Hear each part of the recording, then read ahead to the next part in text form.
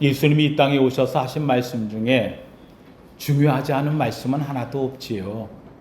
예수님, 하나님의 아들 독생자, 우리를 구원하러 오신 구약의 모든 완성, 성취의 주님으로 오신 주님이 하신 말씀 하나하나마다 우리 삶의 지표요, 삶이 되어집니다.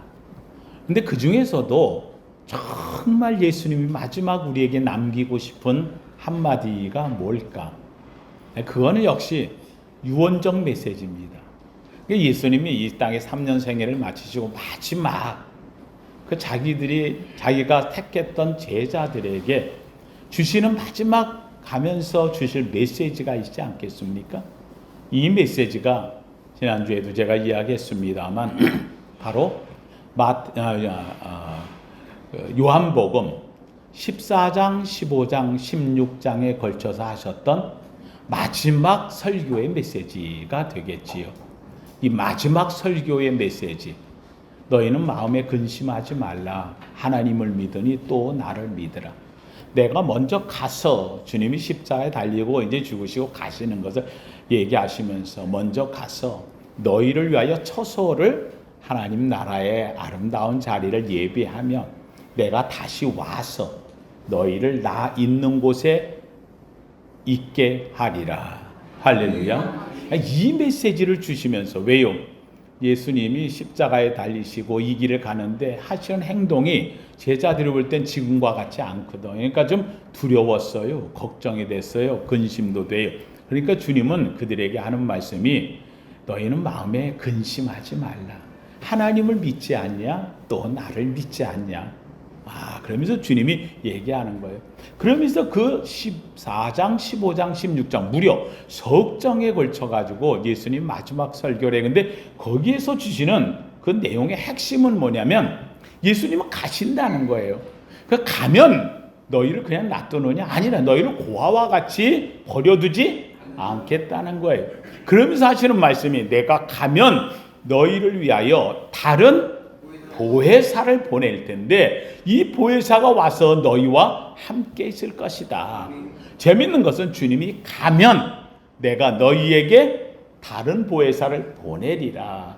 주님이 지금까지 너희와 함께 하면서 보호했지만, 그러나 이제 주님은 우리를 위해 십자가에 죽으시고 죄사함을 주시고 구원하셔서 이제는 부활하고 승천에 오신다면, 승천에 가신다면 이 땅에 있는 우리를 지킬 이제 다른 보혜사, 바로 그분을 보내겠다. 그분이 누구라고요?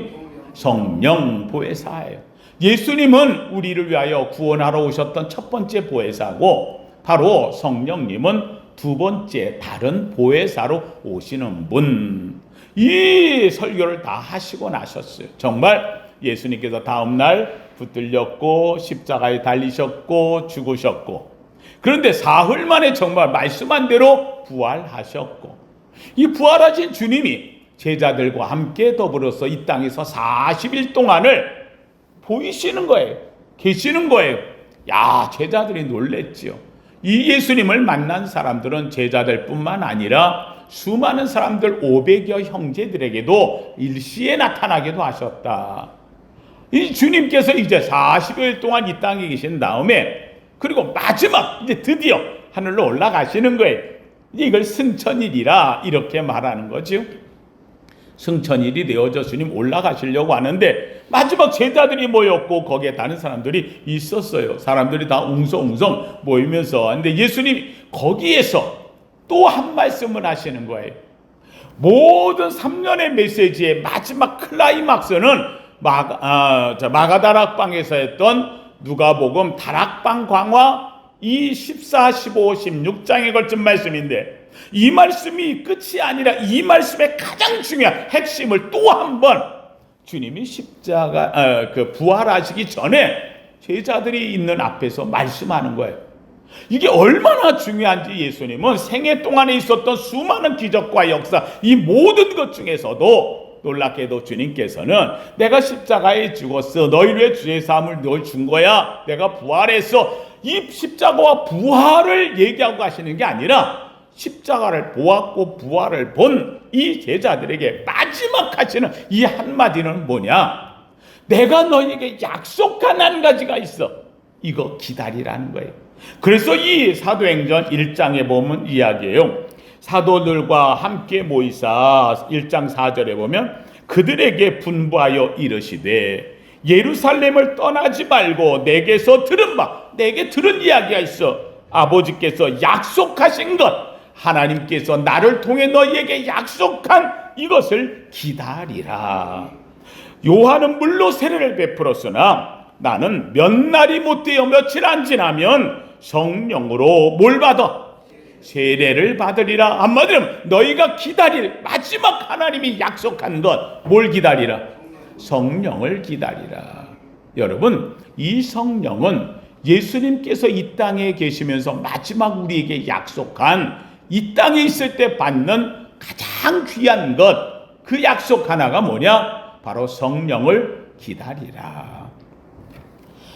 마가다락방에서 무려 요한복음 14, 15, 16장에 걸쳐 긴 설교를 할 적에도 거기에서도 주님이 하신 말씀은 내가 가면 너희에게 다른 보혜사를 보낼 거야. 이 보혜사가 성령이 너희와 함께 할 거야 했는데 마지막 주님이 승천하시기 전 그 자리에서도 또 하시는 말씀이 내가 약속했지 않냐. 성령을 기다려. 흩어지지 말어. 고향 같은 데 떠나지 말어. 여기에 모여서 힘들어도 기다려.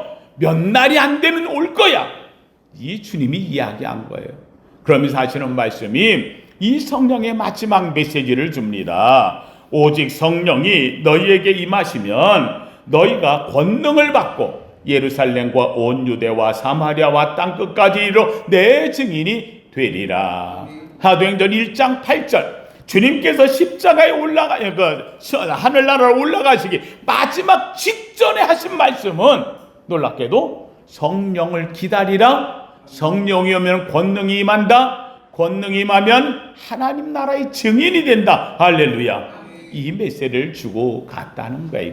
다자면 성령이 임해야 이제부터 하나님의 사람이 된다. 라는 성도님들, 성경은 창세기에서부터 인간을 완벽하게 지으신 후에 죄로 말미암아 에덴에서 쫓겨난 인간을 구원하기 위한 구원의 역사를 쭉 왔어요. 놀랍게도 이 구원의 역사를 오면서 마지막에는 뭐냐? 에덴의 회복이에요. 원래 인간의 모습을 회복시켜 주시는 것이 하나님의 구원의 역사라는 거예요. 하나님 성도님들, 하나님께서 아담을 창조할 때에 여러분 아담을 며칠째 지었다고요? 6일째. 왜 6일째 창조하셨느냐? 다 준비하기 위해서. 모든 천지 만물을 다 준비해야 사람이 살아. 하나라도 없으면 인간이 못 살아. 그래서 이 천지 만물을 다 지으시 우주 궁창에다가 태양을 만들고 그 속에 지구를 두셔서 인간이 그 속에 살 수 있도록 땅에 물과 무추로 나누고 그 무에다가는 온갖 나무들이 자라게 하고 물 속에서는 온갖 물고기들이 살게 하고 모든 것을 다 지은 것이 5일째. 그래 놓고는 이제 무에다가 온갖 짐승들, 동물들을 살게 했는데 이 가운데서 사람만큼은 특별히 흙으로 빚은 이 인간에게 마지막 동물과 똑같이 빚었어요. 그런데 똑같이 했는데 인간에게 마지막에 다 준비했으니 하나를 더 마지막 만드시는 거예요. 그걸 뭐 했느냐? 놀랍게도 성경에 보니 하나님께서 사람을 흙으로 빚으시고 동물도 똑같이 했잖아요. 그런데 사람 속에다 뭘 불어넣어?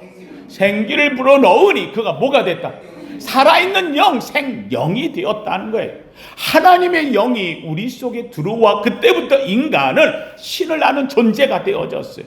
제가 우리 성도님들한테 매번 이야기하지만 동물과 인간의 차이점이 뭐냐? 다 똑같아요. 세상 사람이 볼 때 틀린 게 하나도 없어요. 다 똑같이 죽으면 흙으로 가는 거고 동물들도 자기 먹고 살겠다고 난리를 치고 다니는 것이고 동물 중에서도 재밌게도 개미 세계는 농사도 짓고 자기가 만들어서 먹고 사는 거고 다른 동물들은 보면 도구를 쓰고 인간이 도구를 써서 경제 세계상을 바꿨다고 하는데 동물도 돌 갖고 깨서 먹을 줄 알고 새도 호돌을 위에 올라가가지고 하고 땅으로 떨어뜨려서 깨서 먹을 줄 다 지혜가 있어요. 다 있어요. 인간이 갖고 있는 지혜나 동물이 갖고 있는 지혜나 작은 차이가 있을 뿐이지 똑같아요. 다 시집가고 장가가고 동물도 다 그래요. 그렇게 살아요. 그런데 인간에게 동물에게 없는 한 가지가 있다고 하는 거, 그게 뭐냐? 사람 속에는 뭐가 있다고? 영이 있어. 이 영은 놀랍게도 누구를 상대하는 거? 하나님을 알아. 동물들은요 신을 부르지 않아요. 신을 부르지 않아요. 동물들은 세상에 어떤 동물의 세계에도 뭐 집단 사회를 모이지요. 고릴라, 코끼리, 뭐 침팬지, 온갖 지혜롭다고 하는 이런 동물의 세계에 모이면 그들이 모여가지고 야 여기다가 우리가 단을 쌓고 우리 하나님께 예배하자. 아 그런 거 없어요. 어떤 동물의 집단 세상 아프리카의 케냐 문명의 무슨 뭐 온갖 숲속에서도 동물들이 죽은 사체는 발견될지언정 그들이 모여서 단을 쌓았다는 예배의 흔적은 보이지 않아요. 이유는 딱 한 가지예요. 이 동물들 속에는 뭐가 없으니까? 영이 없어요. 신에 대한 영이 없어요. 인간 속에는 이 영이 있기 때문에 이 영으로 인하여서 하나님을 찾는데 하나님을 모르면 그 영 비슷한 거라도 찾으려고 그래. 그래서 악한 영을 찾기도 하고 안 되면 다른 형상을 만들어 놓고 거기에 절하기도 하고 예배하기도 하고 이렇게 찾아요. 그래서 하나님께서는 죄된 인생이 세상에 나와서 자꾸 하나님을 떠나서 죄된 우상을 찾는 걸 보고 하나님이 첫 번째 주신 것이 바로 그거예요. 하나님 왜 신이 없어? 그러므로 너를 위하여 우상을 만들지 마라. 주님이 이야기하시는. 근데 인간은 안 그래요. 하나님을 모르니 뭔가 내가 의지할 때를 찾는다고 찾는 것이 결국은 뭐냐? 신일 수밖에 없어요. 왜요? 내 속에는 영이 있었던 흔적이 있으니까. 이래서 인간 속에 하나님께서 6일째 마지막 영을 불어 넣어 주신 거예요. 이건 뭐냐? 모든 준비가 끝난 다음에 마지막 부으시는 것이 하나님의 영이라는 거예요. 여러분, 이 말씀은 얘기한다면 하나님께서 인간을 구원하시기 위해서 죄된 인생을 하나님이 이 땅의 모든 인간을 구원하기 위하여서 마지막 하시는 것이 뭐냐? 한 주님이 오셔서 우리의 죄를 위해 십자가에 죽으시고 그리고 예수님께서 우리 죄값을 다 치르시는 거예요. 여러분, 주님이 마지막 십자가에서 달리시면서 하신 말씀 가상칠언 가운데 마지막 메시지는 뭐냐? 한번 따라 합시다. 다 이루었다. 주님은 십자가에서 우리의 모든 죄에 우리의 인생의 모든 걸 다 이루셨어. 다시 하면은 구원에 관한 걸 다 이루신 거예요. 여러분, 우리는 다른 거 없어요. 십자가에서 우리 죄를 위하여 다 이루신 예수 그리스도를 믿으면 구원받을 줄로 믿습니다. 그런데 여러분, 에덴에서 인간을 지으실 때 모든 만물을 다 만드셨잖아요. 다 이루신 거예요.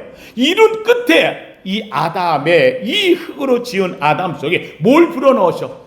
생기를 불어넣어. 다 이룬 세상 속에 이제 구원받은 우리를 향하여서 마지막 하나님께서 우리에게 넣어주실 것이 있는 거예요. 뭘 불어넣어야? 성령, 생기를 불어넣어요. 그래서 주님은 부활하신 후에 제자들이 모인 곳에 첫 번째 나타나셔서 하시는 말씀이 한번 따라 합시다. 성령을 받으라. 숨을 내쉬면서 제자들에게 불어 넣어주시면서 성령을 받으라. 한 성도님들, 이 성령의 역사는 성경의 마지막 역사예요. 주님이 가시면서 마지막 주님이 설교하실 때에도 내가 가면 다른 보혜사를 너희에게 보내겠다. 마지막 십자가를 앞두고 하셨던 메시지 설교고, 주님이 부활하셔서 승천할 하늘로 오르시면서 마지막 했던 메시지 하나를 찾는다고 한다. 그것은 바로 너희가 예루살렘을 떠나지 말라. 몇 날이 못 되어 내가 너희에게 약속한 이것을 보내리니 성령을 기다리라. 라는 성도님들, 우리가 예수를 믿어요. 우리 기독교인이라고 얘기해요. 신앙이라고 얘기해요. 가장 핵심은 뭐냐? 마지막 이게 이루어져야 되는 거예요. 저는 우리 성도님들한테 늘 이야기합니다. 예수 믿고 이 자리에 와 앉아 있다고 한다면 이미 여러분 속에 하나님이 성령을 부으신 줄로 믿습니다. 그 성령이 아니고는 예수를 주라 시인할 수 없느니라. 예수 믿으시면 아멘. 나를 구원하신 걸 믿으시면 아멘. 하나님의 아들 되심을 믿으시면 아멘. 예수 외에 구원이 없음을 믿으시면 아멘. 이걸 누가 할 수 있느냐? 아무나 못한다는 거예요. 세상 사람들하고 얘기하라면 멋쩍어서 이거 꼭 그 말 해야 돼요. 뭐 해서 알아. 아니라는 거예요. 이게 놀랍게도 성령이 내 안에 계시면 이게 더 확신이 돼요. 말할 때 뜨거워요. 이 말에 확신이 들어요. 이 말이 너무나 감사해요. 이 말이 내 신앙의 증거가 돼요. 믿으시면 아멘. 이 역사가 이루어진다는 거예요.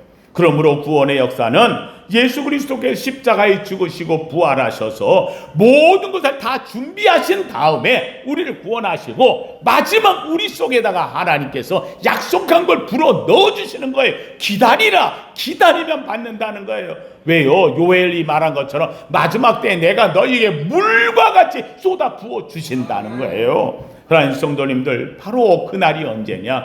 오늘이에요. 그날이 오늘이에요. 바로 2000년 전 마가다락방에 모였던 이 제자들, 그들은 이게 뭔지 몰랐어요. 다만 그들이 아는 것은 십자가에 죽으셨고 부활하셨는데 이게 어떤 의미인지도 몰랐어요. 듣긴 들었는데 이게 뭐 그렇게 와닿지도 않았어요.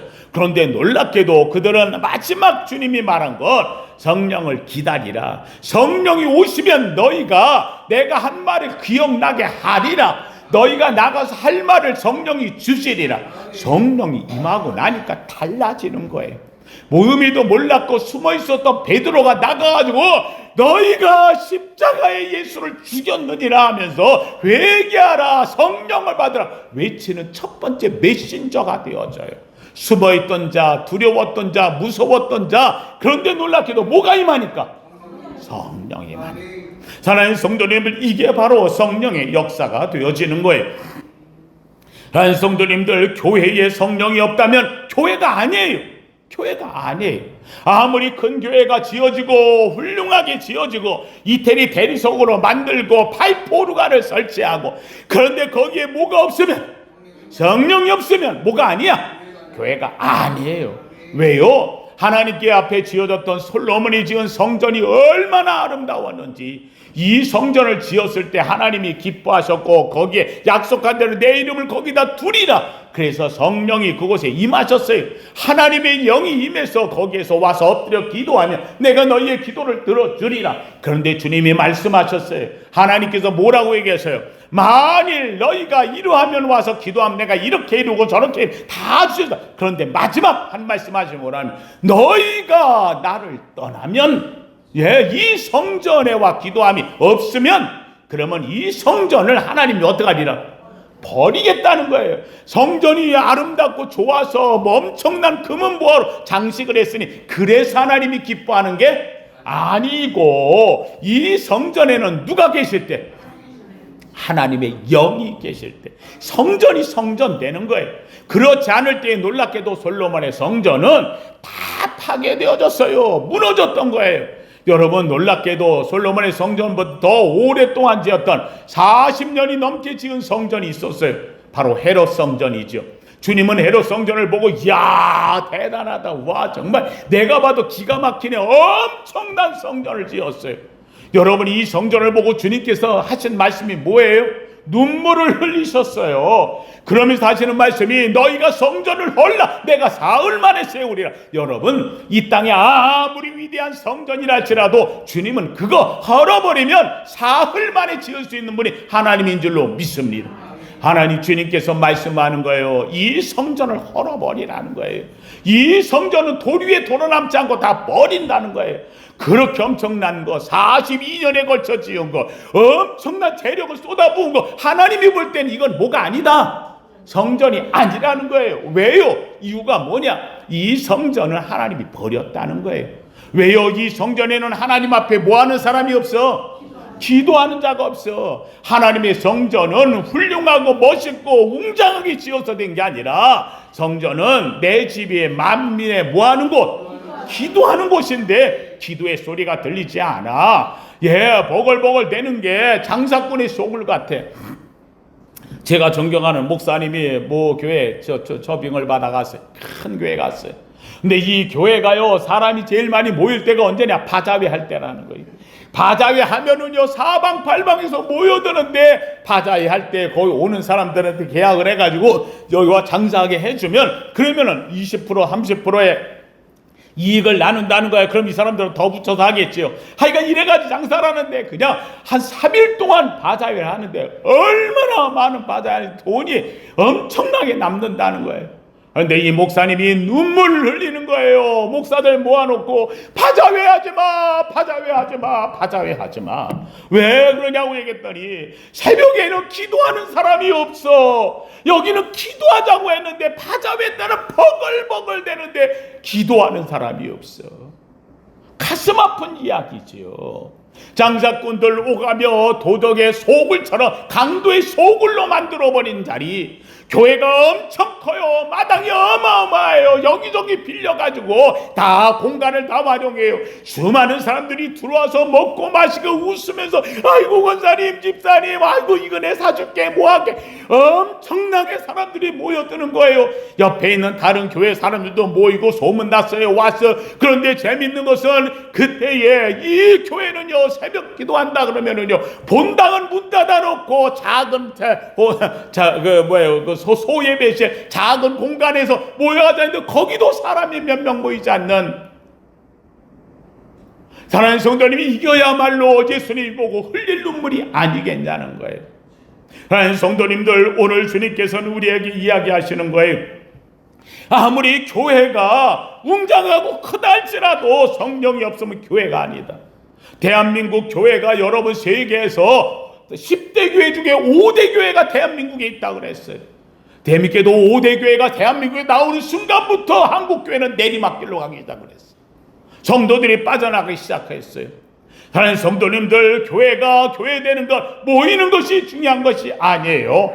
그 교회에 아무리 많은 사람이 있다 할지라도 누가 없으면, 하나님 성령이 계시지 않으면, 저는 원합니다. 우리 작은 교회이지만은 사랑하는 성도님, 이 재단에 성령님 이곳에 오시옵소서. 이곳에 임재하여 주옵소서. 이곳에서 역사하여 주옵소서. 아니, 우리 한 사람 한 사람 속에 성령님 임재하여 주시옵소서.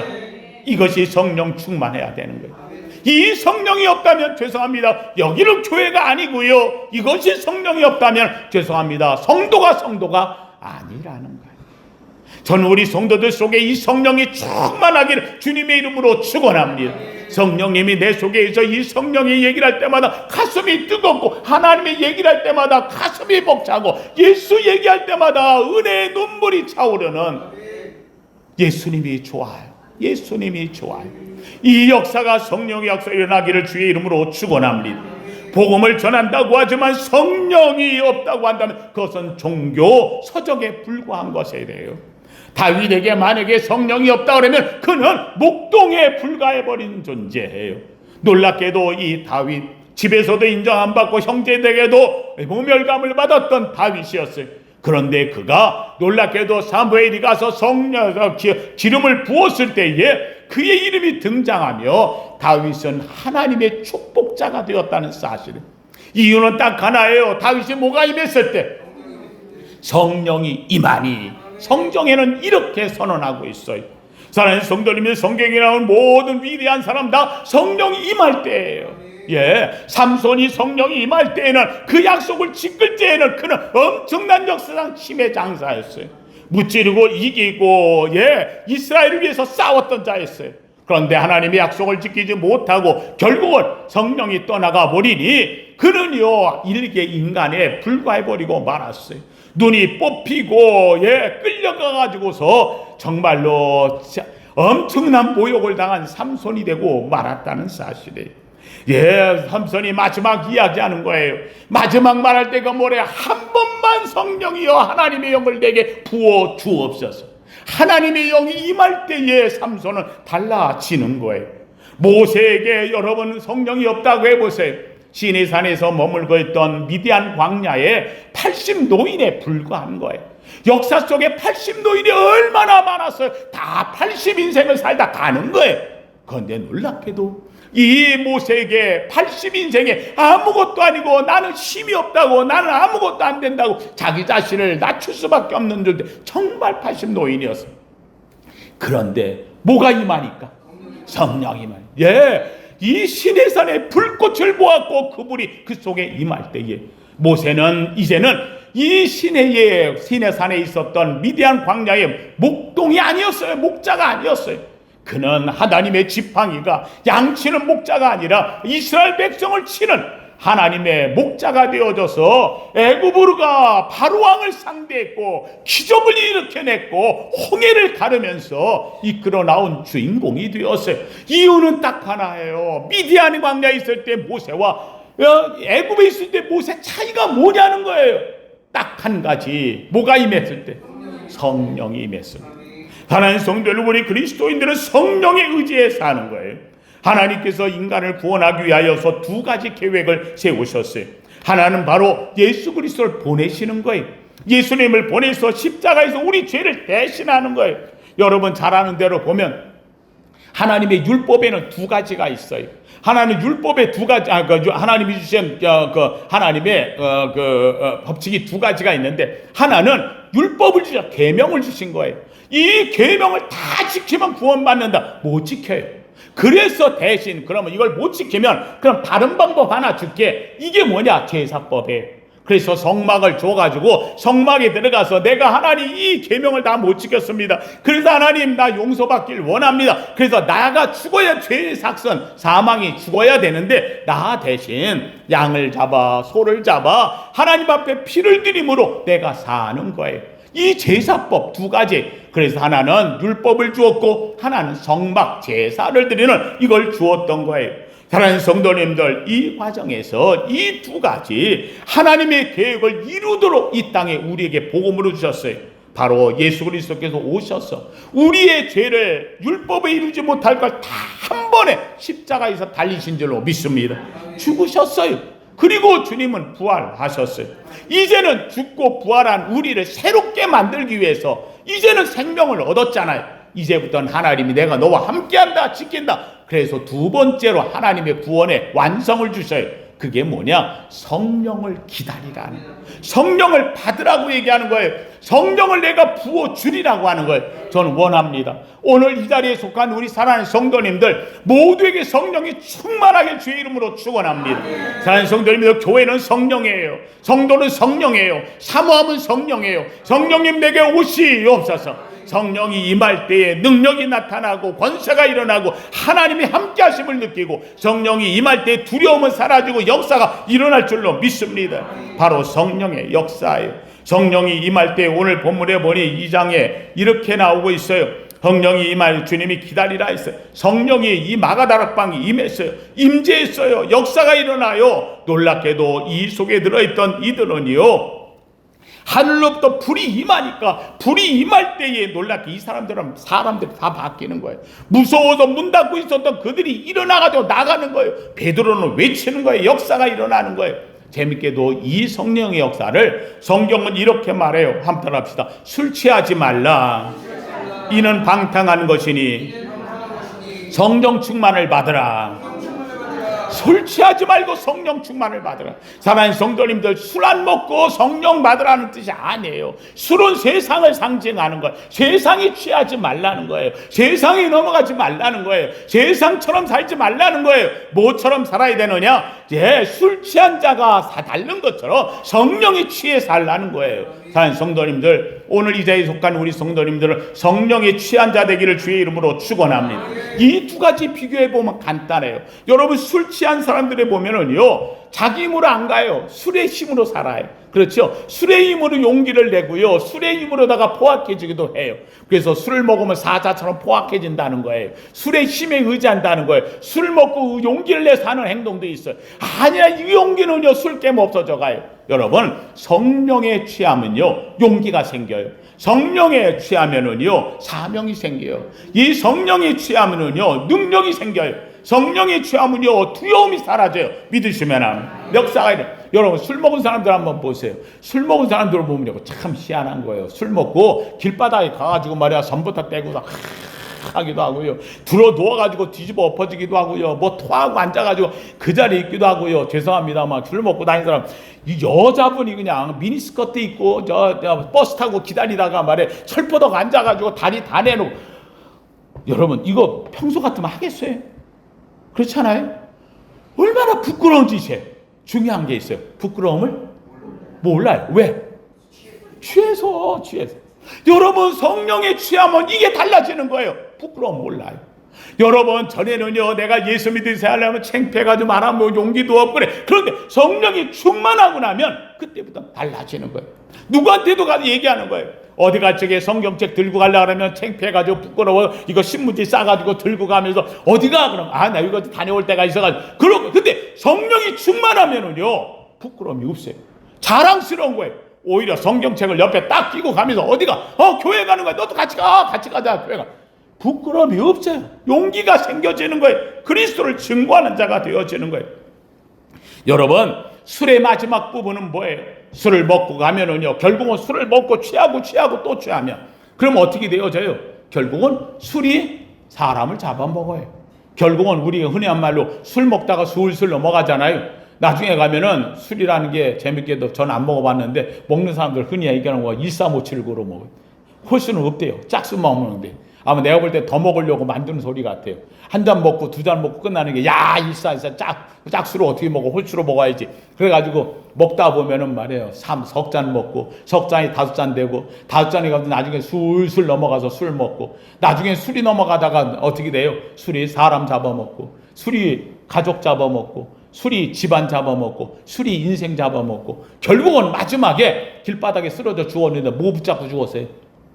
술병 붙잡고 죽었어요. 중독돼서 죽어요. 여러분 마지막 술의 인생은 끝장은요, 결국은 그의 생명을 끌고 내려가는 거예요. 성령이 취하면은요, 여러분 성령이 취하면 어떻게 되어지는 거예요? 마지막 순간에 성령에 이끌려 천국으로 가요. 하나님의 백성으로서 하나님의 담대함으로 성령 충만한 자로, 죄송합니다, 죽음도 두려워하지 않아요. 순교도 두려워하지 않아요. 놀랍게도 그의 마지막 끝은 술로 끝나버린 인생이 아니라 성령으로 하나님 나라의 소망이 될 줄로 믿습니다. 이 은혜를 갖는 거예요. 재밌는 거는요, 둘 다 주님 붙잡고 죽어요. 이쪽은 무슨 주님? 술주자 주님. 여기는 누구 주님? 예수 그리스도의 주님. 믿으시면 아멘. 저는 원합니다. 우리의 삶의 마지막 내가 부를 이름이요, 그 이름은 예수.